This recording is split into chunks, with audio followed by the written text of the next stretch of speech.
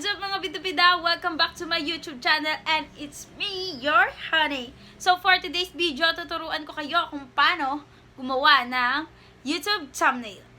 So this is the simplest and basic way ng paggawa ng thumbnail using KINEMASTER.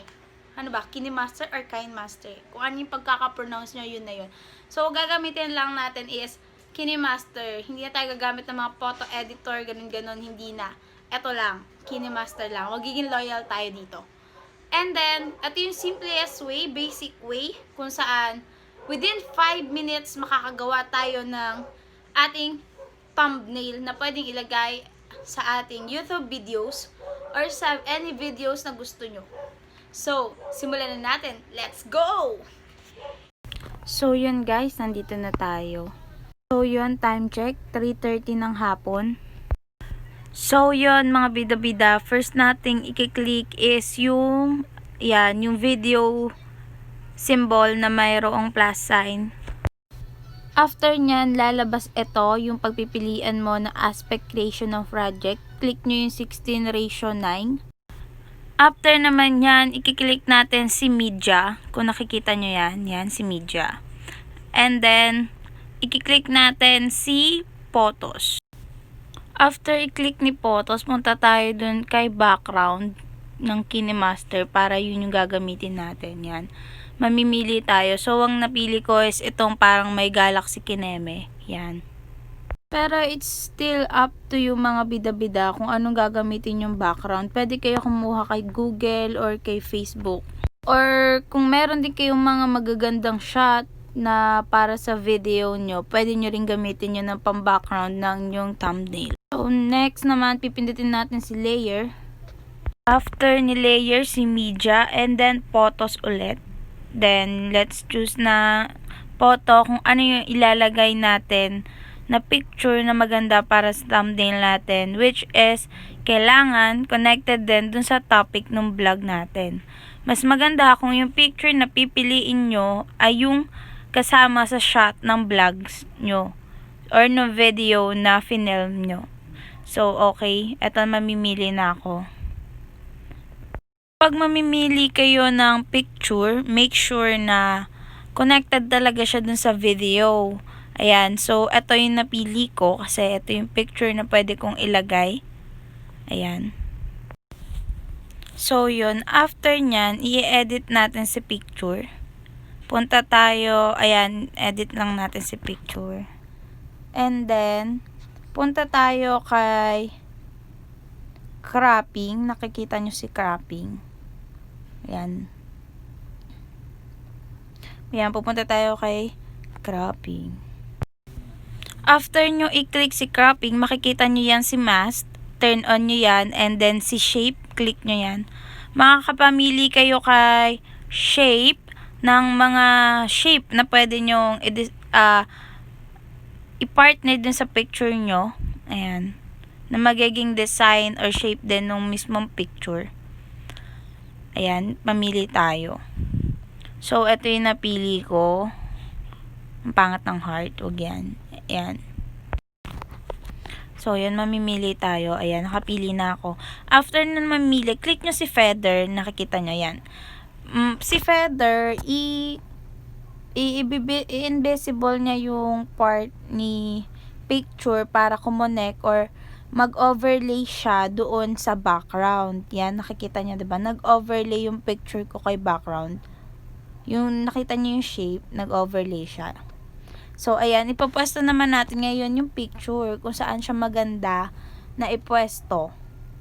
Kailangan maayos yung pagkakapwesto niyo sa picture. Yeah, ayan, hanap tayo ng magandang spot kung saan natin pwede nilagay yung picture. After nyan, na malagay nyo, maset nyo na yung picture, punta ulit tayo kay layer, pindutin naman natin si text. Tapos, i-type nyo yung title ng vlog nyo or na video nyo. Yung sa akin is KINEMASTER thumbnail. Ano daw? KINEMASTER thumbnail. Yan. So, ilalagay natin. Next naman, i-click nyo yung font. Yan, nakikita nyo yung font. Tapos, pili kayo ng magandang font. After naman ni font, click nyo si color. Ayan. Tapos pili kayo ng magandang color. Yung tutugma doon sa background and doon sa picture nyo. After ni color, click nyo naman si outline. Enable nyo si outline. Tapos, click din kayo ng color na babagay doon kay outline. Dapat yung magtutugma sila ni background at saka ni picture. Tapos, yung color din ng mismong words. Next is, i-click ko ulit si text. Yan, ilalagay ko naman yung word na tutorial. Mali-mali pa yung nalalagay no? Tutorial. Yan, tutorial. Then, ganun din katulad nung una, ipi-place nyo siya sa magandang spot. Click nyo yung font.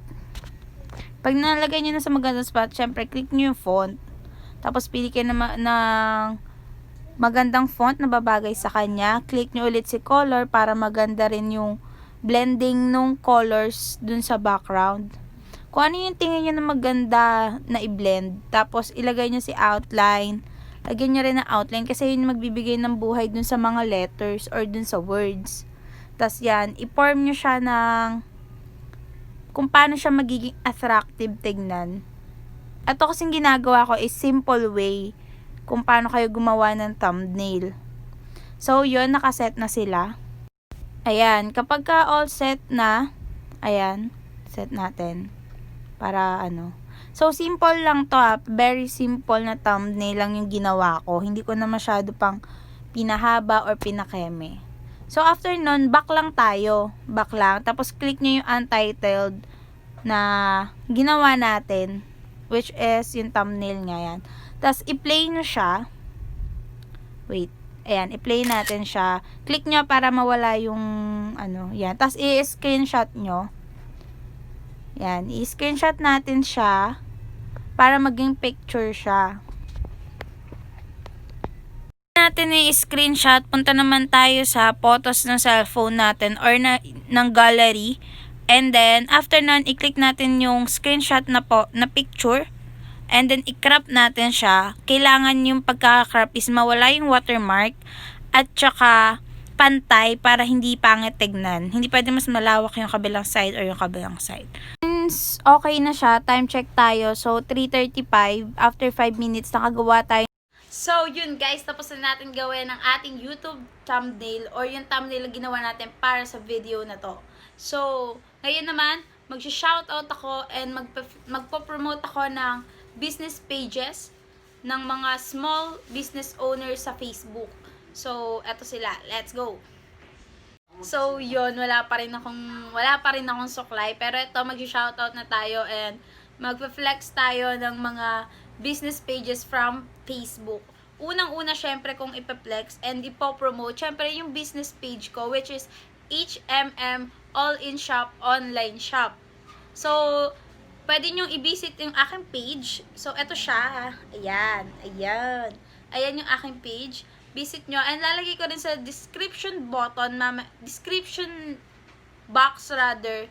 Lalagay ko mamaya dun yung link ng aking Facebook page for my online business. So, yon mga bida-bida. Ang sunod naman nating ipopromote ay ang business page ng Jelies Corner. Ayan. Bisitahin nyo ang Jelies Corner. Marami silang products na pwede nyo ring gawing product kasi pwede kayong mag-reseller sa kanila. So, ilalagay ko na sa description box lahat ng link ng mga ipopromote nating pages for today. So, visit Jelies Corner. So, yon. Sunod naman na nating ipopromote ay, tanan! Yes, M Clothing and Accecories. Yon, guys. M Clothing and Accecories. Visit their page.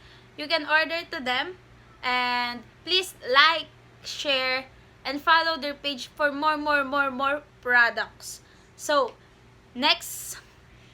So, yan mga bida-bida, ang huling Facebook page, business page na ipopromote natin ay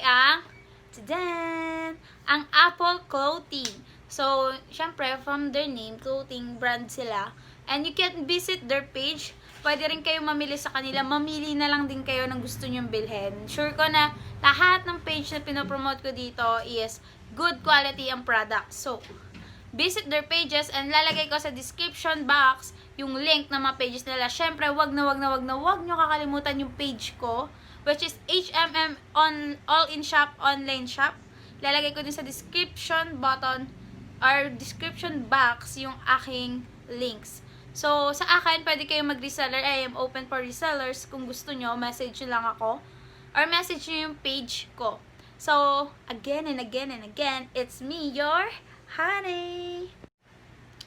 So, yun. Shoutout nga pala. Shoutout sa pinsan ko, si Princess Galio. Yes, shoutout sa iyo. And then, shoutout din kay Ana Sumundong. Hello, shoutout sa iyo, girl. Patuloy niyo lang yung pagiging keme nyo ni Utol Kaloy. And then, shoutout din nga pala kina... Sino ba yung nagpapa-shoutout sa akin? Nakalimutan ko na. So, shoutout sa lahat na nagpapa-shoutout. Hindi ko na maalala kung sino kayo. Shoutout din kay Princess Jamaica Samson, na best friend ko. Yes, friend. Thank you sa lahat ng support mo sa akin as always. Thank you kasi nagpapaload ka para lang mapanood mo yung mga vlogs ko.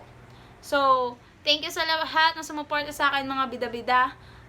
And more videos to come. More views to come and more subscribers to come. Sana patuloy nyo ako supportahan. Goodbye mga bida-bida. It's me, your honey.